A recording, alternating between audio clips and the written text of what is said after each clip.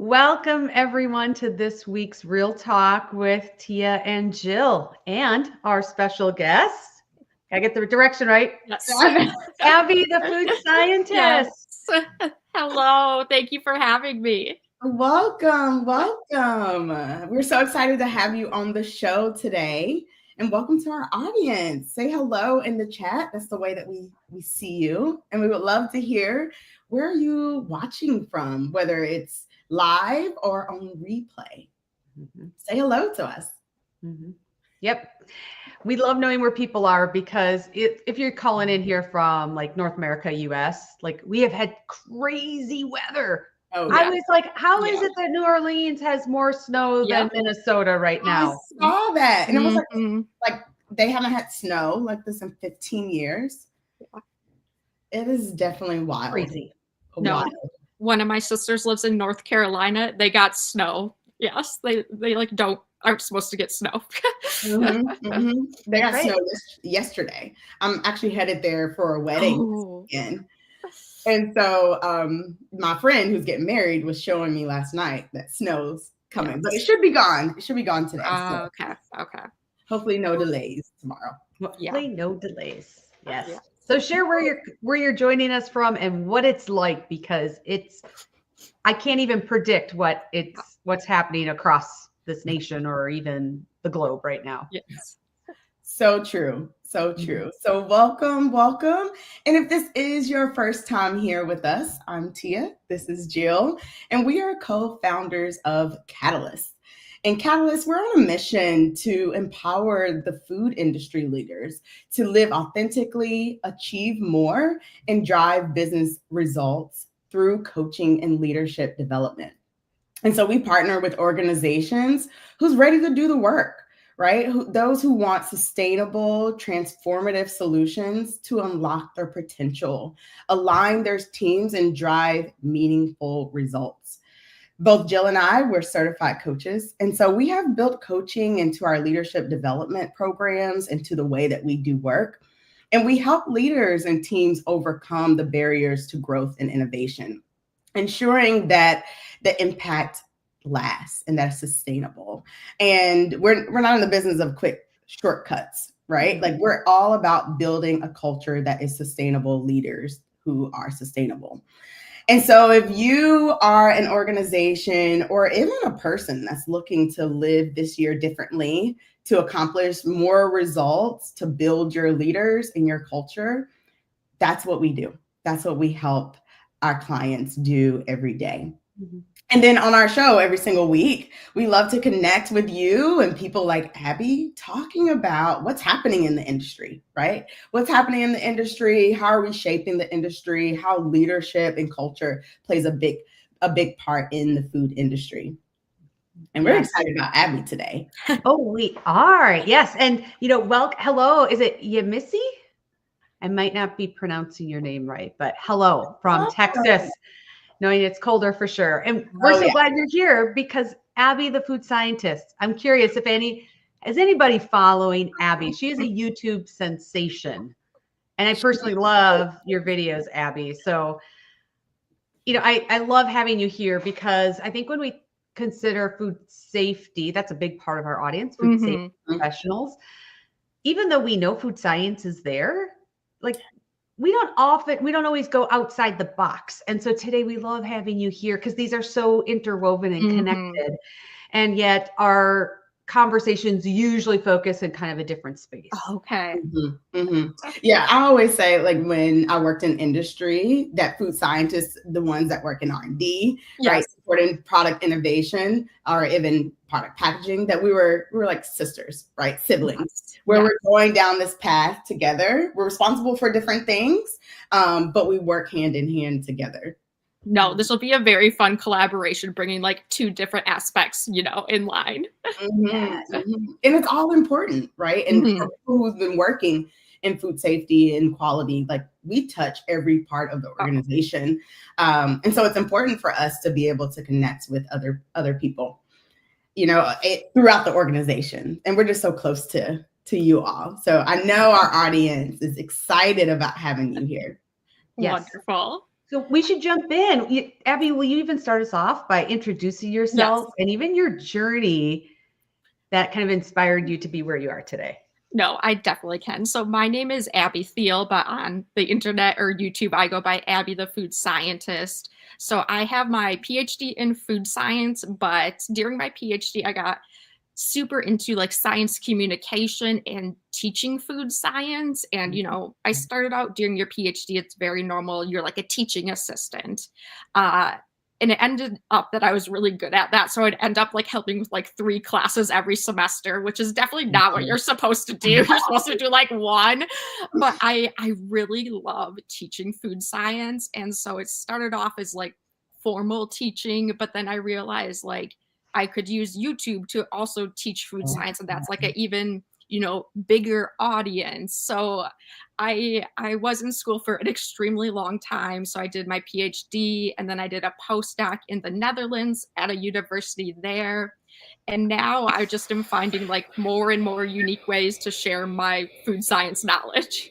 Well, what inspired this career in food science? I think it was, so really for most of my like schooling, I wasn't like super into writing. Like I put a lot of pressure on writing.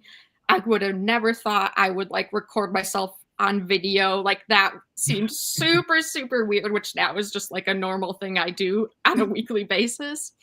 But it actually started. So I was writing my PhD dissertation, which is like I had to write up like 6 years of experiments into like 1 book, which was a lot. But this happened during COVID, like right as we were shutting down, like at least for me, like I was done with lab experiments. So it wasn't like the worst situation. Like I packed up my computer and my books and was like, I'll just write from home. Yeah. But it turns out like just trying to write every day and seeing no one and doing nothing is really, really difficult. And like writing a dissertation is kind of difficult in the first place. Yeah. So I needed like some type of outlet or creative thing to do. And so that's actually when I first launched my YouTube channel. Like I just like would record in my kitchen because I needed like something I could feel like I was making progress on or like use my brain a little differently. And connect with people, right? Just missing that connection. Oh my goodness. Yes. Oh, yeah. And what a perfect time, because during COVID, right, more people were home, more people were cooking, more people were experimenting. And how did that fuel or, even inspire what you were talking about? Yes. I mean, definitely a lot of my videos are inspired by either questions people leave as comments or questions my friends or family text or call me to ask, because like once you know a food scientist, whenever you have a question about food, you message them. And so a lot of my videos are just like, 3 people have asked me the same thing. I'll just make a video because probably more people have that question. Yes. Yeah. That's so funny. So you kind of talked about like you sort of stumbled into this creative side. Have you always wanted to be a food scientist? Have you always been involved in food? No. So I think probably majority of people I know kind of like stumbled into food science. And that was me as well. So I was already at UW-Madison. So I was born and raised in Wisconsin. So like UW-Madison is like viewed as a very good school. So like I knew I wanted to go there, but I didn't really have an idea of like what I should major in. And I actually started out in the School of Engineering, but that was more like my parents were like, engineering's like a really good major, which it is. Like I will say that. yes, like I'm not gonna fight that. But after, after my first semester there, I was like, I don't think I want to do this. Like, this is not feeling right. And so I kind of had this moment of panic when you're like supposed to pick your classes for second semester. It's based off of what major you're going into, or you're kind of wasting time and money at some point if you take the wrong classes. So I kind of had this moment of panic where I'm like, I don't think I want to do this, but I also don't know what I want to do. And lucky for me, I at least knew I wanted to do something science. So what I did is I just went on the computer and searched all the science degrees at Madison. And that was the first time I ever saw food science. And I thought it was like made up. I was like, what science is there behind food? This is ridiculous. Like what is even happening? Like I had no clue. But I actually called my older sister, who was also at UW-Madison at that point. She was in the dietetics program, and I had like a short list, and food science was on it. And I mentioned it to her, and she's like, actually, I just took a food science class. You would love it. You should like schedule a meeting with a professor to learn more. Wow. And so I just randomly emailed a professor being like, I'm interested. Can you help me learn more? And after that meeting, what he told me, I was like sold. Like I immediately switched. I was like, this is perfect, because he kind of explained it as like food science is a mixture of all the other sciences. Like you need some chemistry, you need microbiology, you need physics. And like to me, that was perfect, because I didn't have to choose like one science as a major. I got to do them all with a really interesting application being food. Yeah. That's so interesting. Right, that you just stumbled out across it, number one, but now you have a PhD in food science. So you literally have continued to take education, classes around food science, and now you spend a lot of your time teaching others, which I love, because there's so much misinformation out there around food, that I love it that you and some others are in this space helping to put the science out there, right? On how food is made and how it impacts your body and what's important. So the work you're doing, this sort of work on the side, because I know you have a lot of projects going on. Yes. I mean, it's just so valuable, I think, to the industry, but also to the world as consumers of food.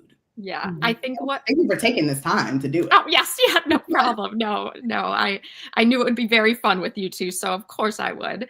But for me, what's like frustrating is all the scare tactics that are used in food. And so it's like, oh no, I got to address this in a YouTube video, because like people have so many feelings about food, because of course you eat it every day, like you should, but it's also really easy to give people the wrong information. Right. Yes. So we have to dive into that a little bit more. Yeah. What are like a couple of the craziest ones that you've heard? There is one guy, and his background is nothing in science, I can tell you, but he'll go around grocery stores and be like, don't buy processed food. Like, don't get any type of processed food.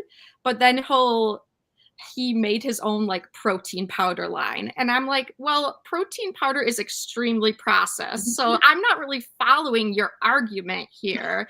And it's stuff like that really bothers me, when I'm like, no, you most certainly just made up this line. Like you made up where you draw the line as like processed. Yeah. And now you made a bunch of other people believe it and scared them about eating certain foods. And now you're capitalizing off it and making money. It's so upsetting. Yes. And I know exactly who you're talking about. I know exactly who you're talking about. It's just, yeah. And there's like a lot of people out there like it. So I mean, in my videos, I really don't try to give my opinion too often. I'll just try to be like, this is what the science says, or like, here, I'll show you this resource, and that is wrong what they said, because I just want to give you the information. Like, you can go shop and make whatever choices you want for your family, but I'd much prefer that you have the correct information to base that off of. Right. Exactly. Yeah. I feel like that's what when we talk about like just being creative and you're in this creative space, there's also other people that's using that avenue, right, to sell their own products. But it's when you put out information that is not correct, that's really when people start having problems, because they're making decisions for their family, but it's not based off of, this is what I want to do with all the information. It's based off of, like you said, a scare tactic. Yes. Yeah. So no, that's a lot of inspiration for videos. Yes. That's really interesting. I'm curious, like, as you make your videos, right, as you listen to these scare tactics and people coming to you, and I'm sure tagging you and things. Is there something that you wish the food industry or food manufacturing, food retail, insert someone in the food industry that you wish we knew to even help? I think the biggest thing for me is that right now, I think most consumers want more transparency. And for some reason, the food industry is not used to that. So it's like if you just put the information out there, I think people wouldn't have these like bad ideas of like, oh, the food industry is doing this or the food industry is doing that. So I really think right now, like consumers, they're trying to find more information about food, and that's not always available from the people that make the food. Yeah. And it's a good point because people will fill in whatever story makes sense to them if they aren't given information. Right. I agree. Or you have someone who doesn't know what they're talking about filling in the information for you and then making a video for other people to learn that. Right, exactly. You know, I heard someone say, I can't even remember where I was, but someone was talking about a documentary. I think it was actually the poison documentary. I was at a conference, and someone had talked about just like watching like the baby chick in the video. And I know. If you have, you'll recognize what I'm saying. Yes. Watching the baby chick and stuff like that, and just their feelings around it, and they weren't sure if they should share it even with people that they know, their family, their friends. And the person who was sort of talking about it brought up that we should know where our food comes from, right? Like we should know that process. We should know what happens when you buy chicken at the grocery store, how it got there, right? Like those are pieces, just like we should know, how we get our vegetables or how we get our protein powders, how we get, like, we should know how these things are made, and not necessarily trade secrets, right? But things around, like, we should have that information as consumers. And like you said, consumers want it. Yes. We're digging for it, but consumers are also filling in those blanks when it's not there, or people are taking advantage of those breaks, of those like breaks in information to sell product or scare or insert, right? It's typically a way to make money, right? To kind of fill in those blanks for people. No, I think that's very true. Yeah. So I'm curious, like, we kind of talk about scare tactics and people who are sort of pushing against science in the space. And I know you're working on many different projects, right? Abbey the Food Scientist on YouTube is not your only project going on. So we're curious on, how do you navigate the challenges and even the rewards, sort of working across the industry, working in academia, working across multinational corporations? Tell us a little bit more about that. Yes, for me, I am one of those people that always has like too many pots on the stove, or whatever the saying is, has too many passion projects. But for me, I love doing different things. So I will like consult with food companies. Like I was in Chicago last week making batches of Rice Krispie treats, trying to solve some issues. But I also love teaching people food science. So even when I consult, I try to teach them so they can like go on to use that knowledge. But I love teaching so much. I also launched an online course, Food Science for Beginners, because for me, it's just really fun to think. I went to school for so long, like I learned things at a really high level, but it's fun for me to think like, how can I break it down so that in this course, you don't have to have like any type of science background. Like it's fun to think, where could I start this person at to have them learn the information? Like, it's just like a fun brain game, Yeah, I love that. But I love doing different things because I like to take the good from everything, like every type of job has really fun and good aspects. And I try to take that to the most I can. Well, and I love this idea of having your food science course, because I think yesterday, even as our prep call, we talked about food safety professionals come from a wide variety of backgrounds, which is awesome. All those perspectives are needed to be able to be as effective and impactful as we are. But I also know a lot of organizations that never have hired a food scientist and they make food. And of course, having a food science background, being a Madison grad too, I'm like, that's a little scary because while they also bring different things to the table, they also then maybe have some gaps in kind of their understanding of how food interactions. Yeah. I'm curious, like, what do you see in that space? Or what would you, if somebody's like, gosh, I don't think I really need to know food science. Like, I work in food and I'm doing fine. Yes. Yes. What would be like, I'm not going to say, maybe it's pitched to them to be like, here's a way to really be more impactful. Yes. So in my course, I talk a lot about like each type of ingredient and why you add them. Like, what role does that ingredient play in food? So some will like change the color, or they're involved in browning reactions. Some affect like the water content. And really, I try to teach them, well, water content's not that important. What's important is water activity. So here's what water activity is.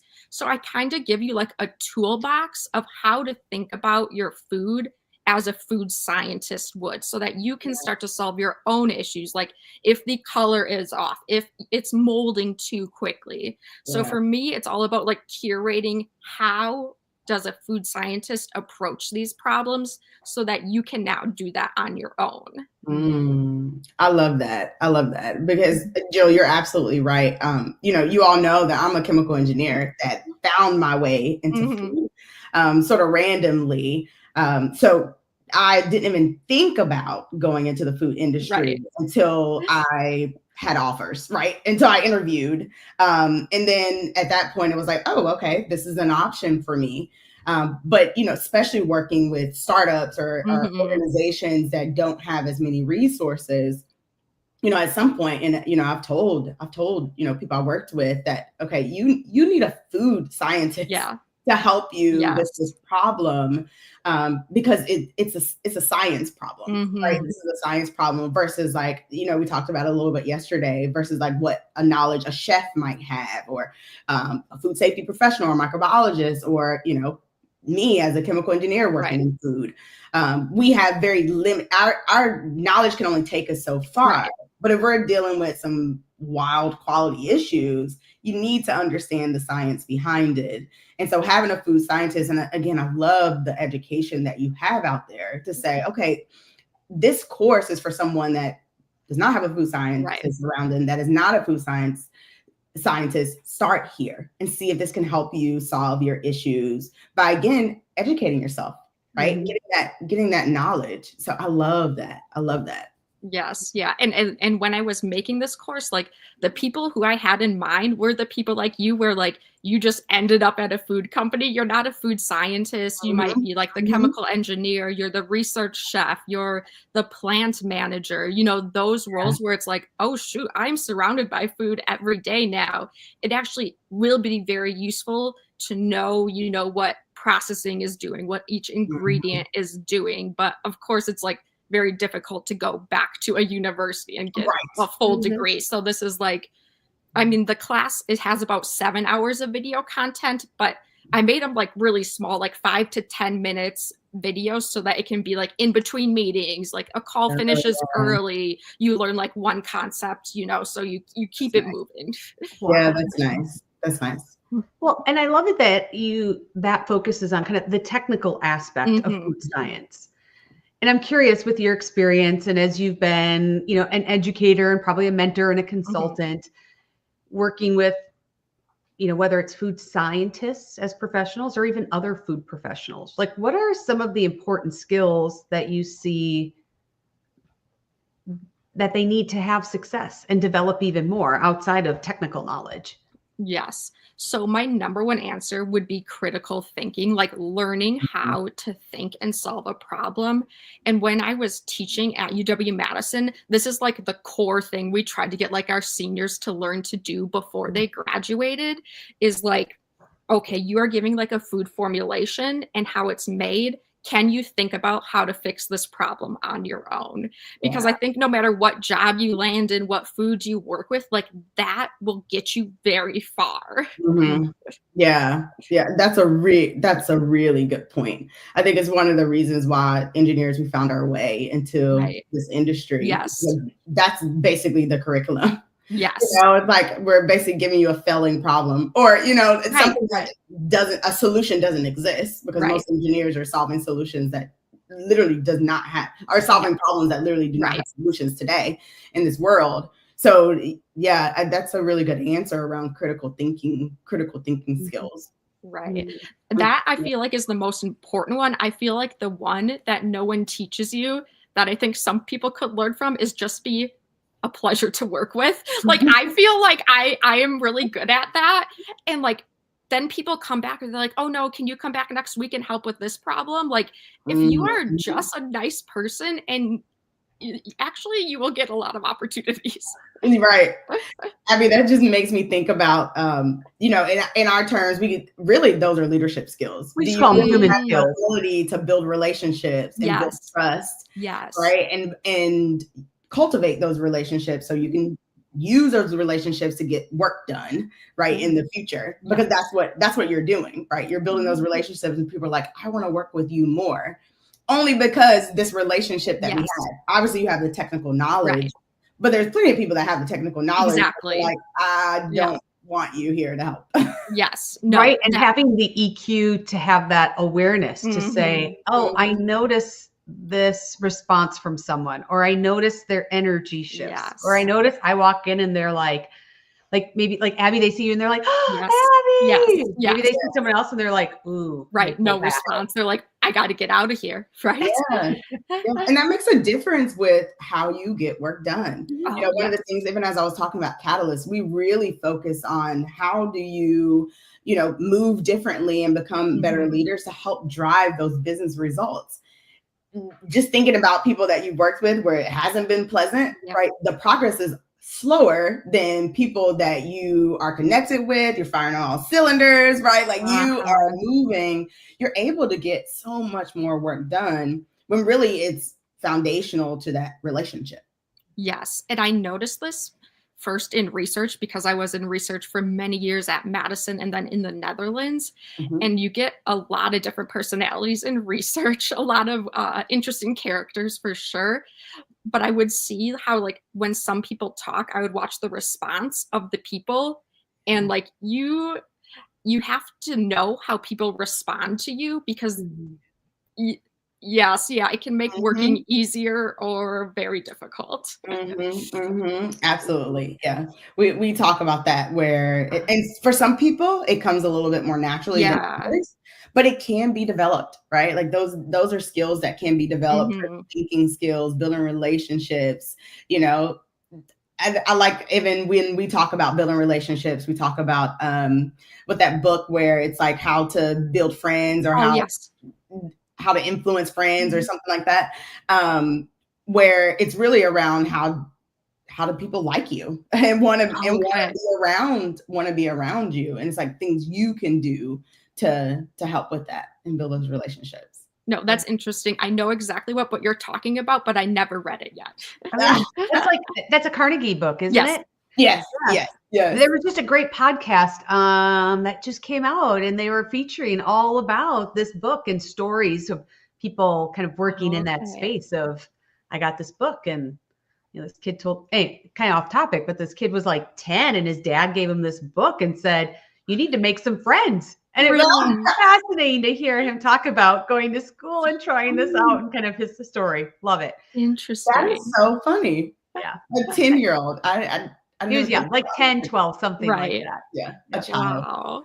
But it also shows the importance of like thinking. I mean, it's never too late. It's never too early to start thinking about like, how do people respond to me? And it doesn't mean you have to shift what you're doing. Yeah. But when you notice, then you can have that choice to say, gosh, do I need them to be closer for some reason, or am I okay with this distance? Right. Yes. Exactly. And what I've noticed is it's not always about like the words you're saying, but it's the tone you use. Like I know people, if they said the same thing, you leave feeling different. You leave like the meeting with different emotions. Yes. That's important, right? Tone, and also position. You know, in industry where for me, it's a pet peeve when a senior leader says, well, I'm just adding my 2 cents. Well, I mean, you're kind of the VP of the organization. Your 2 cents are worth more than just 2 cents. Yes. You know, like you have to, and it's funny, like even with Yamishi putting, like she was talking about critical thinking with a manager, and her manager said that she would never be a manager because she's too much of a critical thinker. Wow. You know, it's like as leaders, we impact people with the things that we say and do. And hopefully you did not listen to this manager and it went through one ear and out the other. But I think sometimes it's one of those things that as leaders, we just don't think about is that words that we're saying, how we say it around tone, when we say it are all so important on how people take it. And I always say, like, if you're a leader in the organization, your 2 cents, you have to know your 2 cents are more than 2 cents. And it's very small audiences that you can say a throwaway comment where someone's not going to take it on. And that's just being a responsible leader, you know? Yeah. You know, you might have just swayed me on our next book club book, which is, where do I have it? I'll find it. You know, I always have them laying around. What We Say Matters. This might be the next one because it is so good. Yes. Okay. Yes. It's so important. So important. I want to just pause. We have someone joining us for the first time. So I just want to do a shout out and say hello. It shows on our end that you're a LinkedIn user. So I'm sorry I can't see your name and greet you personally, but thank you for being here. Yes, we're excited. And experiencing Abbey with us. Yes. Yes. Yeah. So you talked a little bit about your course, right? You also have a book. Yes. So I published a very funny book for kids or kids at heart. It's Would You Rather question book. It's a food edition. So all the questions are about food. And it's very fun. So I was inspired. I have 5 little nieces and nephews.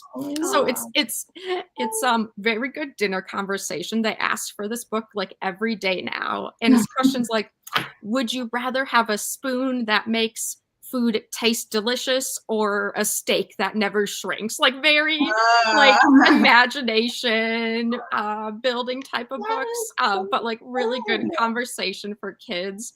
So this book for me was very fun because it was the first one I published on Amazon. So like it's actually available on Amazon, which blows my mind. It's in my cart. Oh, really? Yes. So if you go to Amazon and search like Would You Rather Food Edition, like my book comes up. So it's really cool.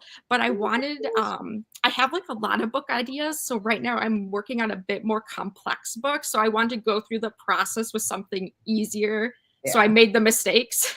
So there's already things I'm like, oh, Abbey like did this wrong. But I'm working with a illustrator to make a candy science coloring book for kids that teaches them like the science behind their favorite like sweet treats. That is so fun. That is very fun. No, so I'm very starting the education early. Yes. So well, like you said, like I feel like most people, I don't know how if you guys intentionally got into the food industry, but I feel like most people like me, like luckily stumbled at some point in their life. So I'm like, I don't know, like food is a huge thing for our future, for sustainability, for the environment. Like we have to have kids knowing this is a career and not just, you know, have a couple good people stumble in every year. So it's like, no, just fun ways to teach kids about, you know, these opportunities. I love that. Abbey, I want to take your creative juices and use it. My kids are in one of the classes they're taking as an elective is food prep. The only thing they say is, oh, it's totally boring. Is it? I have 16-year-olds, right? Yeah, no. But we get to make food. Yes. So they're excited to make food. Right. And I'm like, what are you actually learning? Yeah. And they're not excited about it. And I'm like, there are so many things around food science that would be fun even for high schoolers. Oh, yeah. Oh, 100%. Right. No. And it's not a science course. It's kind of this, you know, this kind of creative elective course. Like or like life skills, maybe a bit. No, Yes. so this is on my radar. I would love to do some like high school curriculum or like books for like I know Mhm. there's a lot of like culinary arts classes and for some high schools my high school did not have that. I went to a Mhm. very small high school. There's none of these like food classes. But I would love to have something that made it easy for teachers to incorporate like Mhm. food science aspects into their like cooking courses. Yes. That would be Yes. fantastic. That would engage people. And I think also they kind of are in these silos of like, I'm learning math here, I'm learning something about Mhm. science here, Mhm. but they're not always connected and applied in a way that makes it Right. even, Yeah. really meaningful for them. So Right. No. No. Right. Exactly. Oh, that's fun. I love Mhm. that you're tackling Yes. Yeah. kids and young adults, right? Because like exactly what you said, we need people to go into the food Right. industry because we need food, right? As more and more people end up on Earth, we need more and more Yes. food. And it's Well, actually it's actually a for it's a foreseeable problem or issue in the future because of mhm. population. Absolutely. So it really is something that will eventually become a critical need. mhm. No, I And I agree. will say, because we're in leadership and culture, is that the industry has to shift in order to Mhm. welcome new people into the industry, even Yes. from a culture and leadership standpoint. No. Otherwise, and I mean, we already see this in the food industry. Many sectors of the food industry are already at this urgent state Mhm. and hire people, Yep. but they still want to stay in this old school mentality. Yeah. We were talking a little bit about right before we got on, just from the Mhm. personal standpoint. But it's like if we're not willing to shift as an Mhm. industry, as people shift, Mhm. we're going to hit that critical limit faster than we anticipate. Right. And I get a lot of energy when I was teaching college students in Wisconsin or in the Netherlands.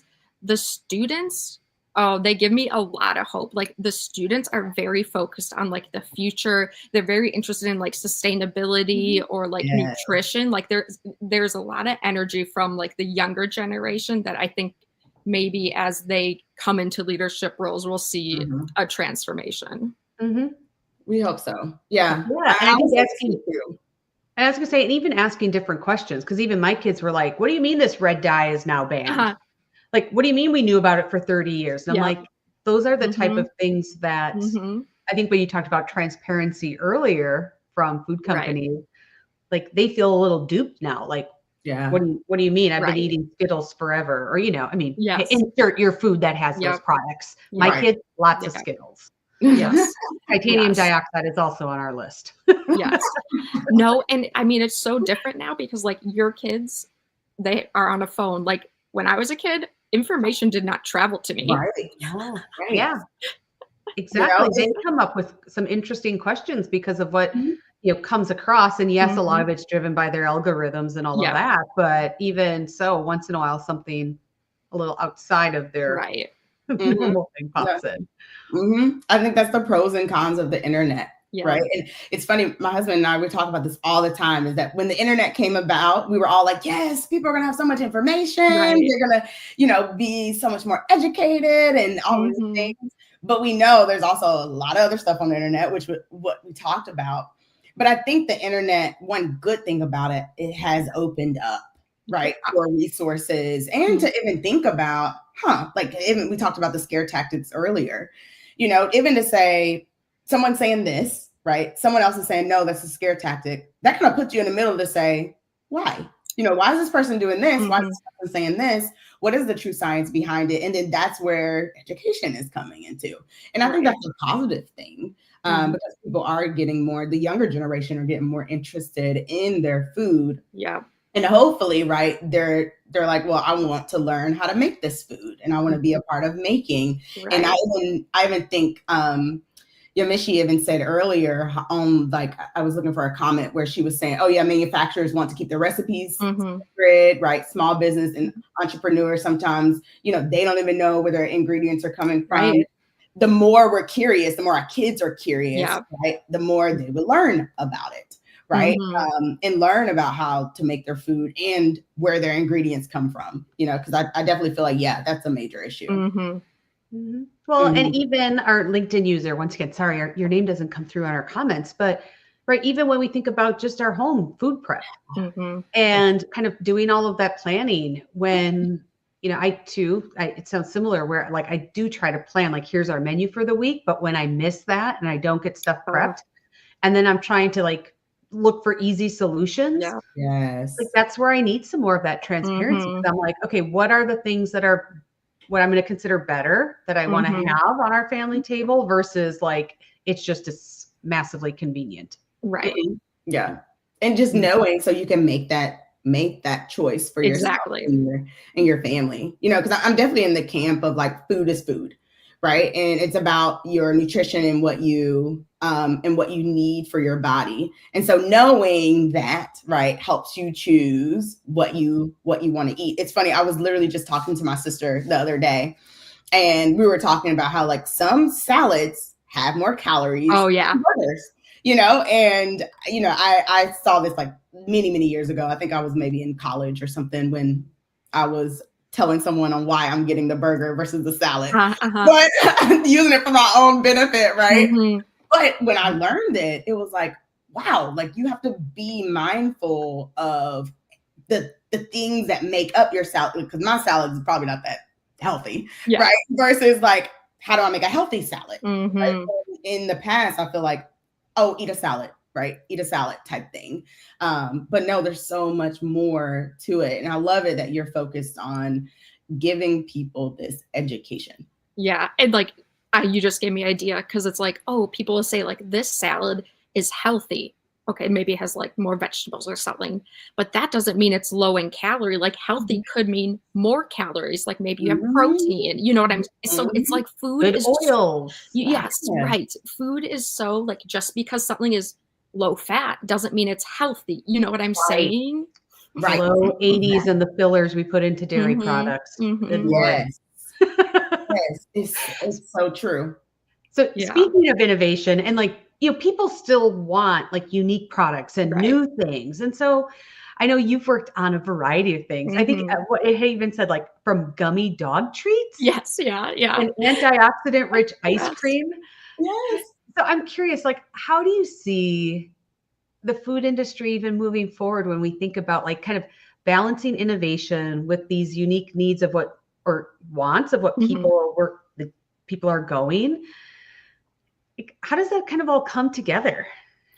I do feel like it will be like some compartments because I think even as like people want to know to eat healthier or eat more nutritious, there's still going to be moments where you're like, I just want my favorite candy. Like, I just want my favorite gummy bear. Like, this is not about the nutrition. This is about like more of a like mental or emotional like treat. Right. But I think there's going to be other sectors of the food industry where they're really focused on like the environment, sustainability, healthy foods, maybe less processed foods.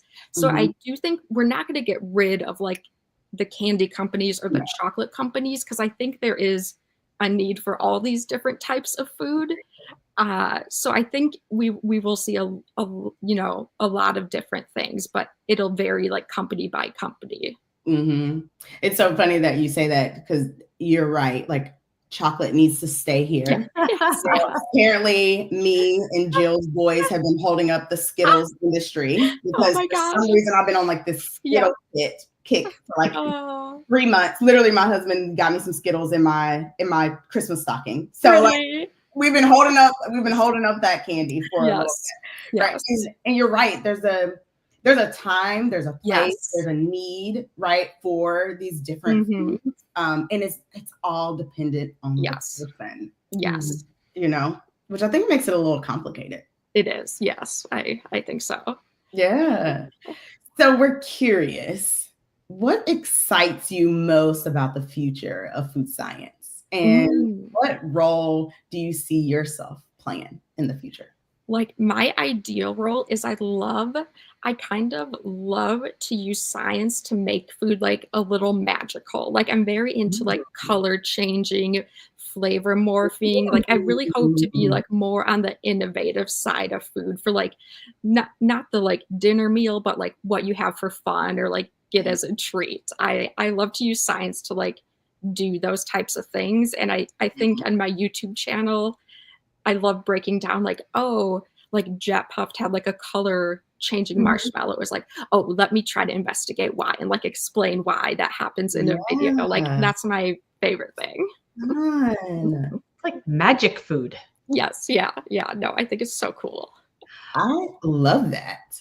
Yeah. Well, that is also really fun because like the curiosity behind that and the fun, the play, like all of that brings that sense of, curiosity. Yes. Exploring. No, I'm a big fan of playing with your food. Like I think that is like, I'll be like, no, you should like unwrap it, unravel. It should change. Like I like having like an interactive experience. I think is cool. That is fun. Now I'm like thinking about that. Yes, yeah. About that magic experience. Well, and if somebody's out there listening and joining us and they're like, that's exactly what our company needs. Yes, reach out to me. Abbey the Food Scientist. Yes. No, I love stuff like that. Yes. That is fun. That's fun. I'm like, ooh, I recently watched this video. I follow this guy who he does a lot of cosmetics. Like there's also a lot of misinformation in cosmetics. Yeah, I bet. Of course. And so he talks a lot about that, like skincare, hair care. And the other day he I guess people are talking about like glitter in the hair. And like he has this afro and his afro was glittering. And he was kind of saying like, if you want to do something fun like that, like these are some things that will help with glitter. These are things that's not going to show up as glitter. And like that kind of thing. And so it just makes me think about, there's just space for also fun food. Yes. Color changing, the experience of unwrapping, right? Even the experience of eating, like what happens when you eat. Yes. I love this. No. I know my brain is like, But and really from my end, I just want to eat it and experience it. And it's funny, I always, Karen said that I know exactly what our company does. Oh my goodness. But now I really need to know more. Yes. I know. That's like so much fun. I always tell the people that I work with, like, especially from a food safety standpoint and working on startups, right? Like I'm not here to tell you no.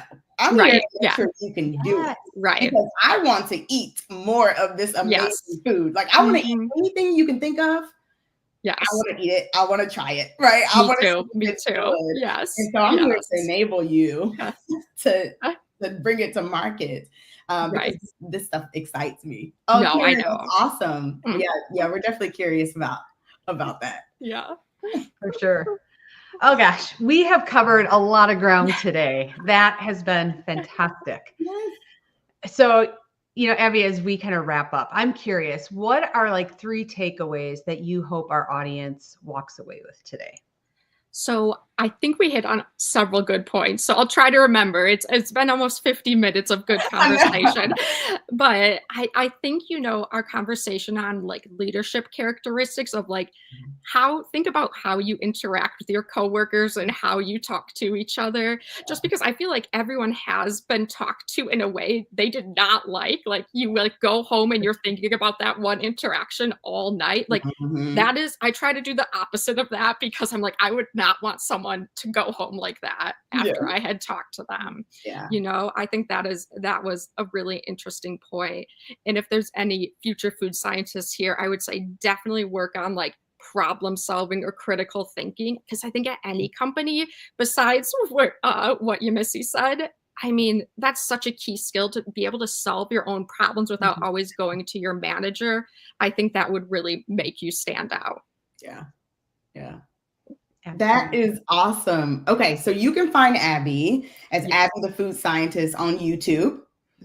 You also have a book, Would You Rather? Food Edition. Yes, on Amazon. On Amazon. You can find it on Amazon, and a few people listening have already found it. Yes. So that's awesome, as well as ourselves. Yes. And then you also have an online course where people can learn more about food science, even if you do not have a food background. Right. So I think that's great for people who are home cook, right? That's listening, but also if you work in food, right, and want to learn a little bit more about food science and you might not have that background. Right.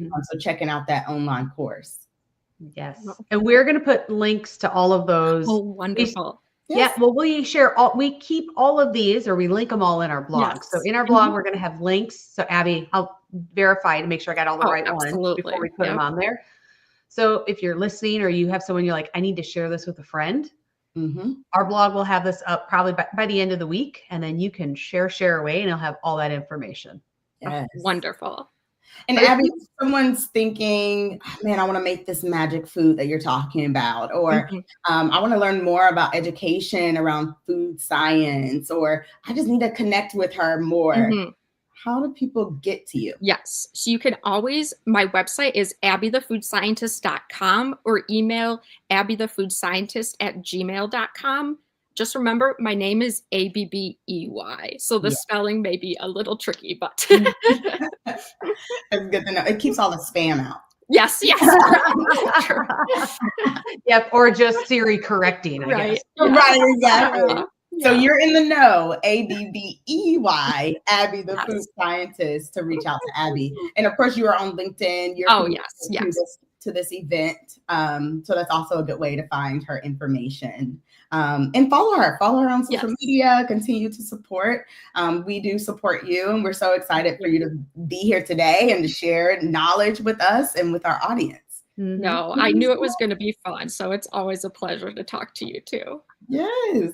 Well, and if you're out there and you're like, you know what, you're taking this to heart, like, you know what, I do need to think about critical thinking skills, or I do want to learn more about, like, how do I lean into this awareness around how I'm interacting with people? We're here for you.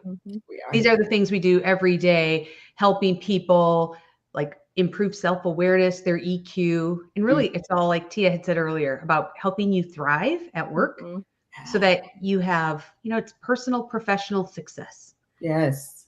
Our spring cohorts are signing up right now. Boot camp starts next week, and there's still time to join for probably the next week to 10 days. Because we do have some people who come in after they're like, oh gosh, we missed the start date. You didn't. If you can join us for week 2, you can still join. Yes. But we also have strategic leader, which is really like leaders of leaders, like being very intentional about how you are leading in a different way. And then we also have our visionary leader program, which is really like, as directors, senior leaders, how you're preparing for like that next level, the bigger thinking, the business partnering, like that next level. Because for us to have success here, we need these skills besides just our technical skills to drive success. We do. And we have to start focusing on that more as cultures shift, right? As new people enter the food industry. Yeah. So Abby, thank you again for being here. Loved it. So glad you could be here. Absolutely. Congratulations on your book launch, and future projects. We'll be looking out for them. Wonderful. And it was a pleasure for me to be here. Yes. And thank you to our audience. Thank you for being here and sharing your feedback and your what you working on, right? What you've been doing, your perception of things, your perspective. That's what I'm trying to say. Perspective on the topics that we're talking about. We definitely appreciate that. And we'll see you next week. Yep. Same time, same place. Same time, same place, talking about what's happening in the food industry, leadership, and culture. So join us again. Make it a great week, everyone. Bye, everyone. Bye.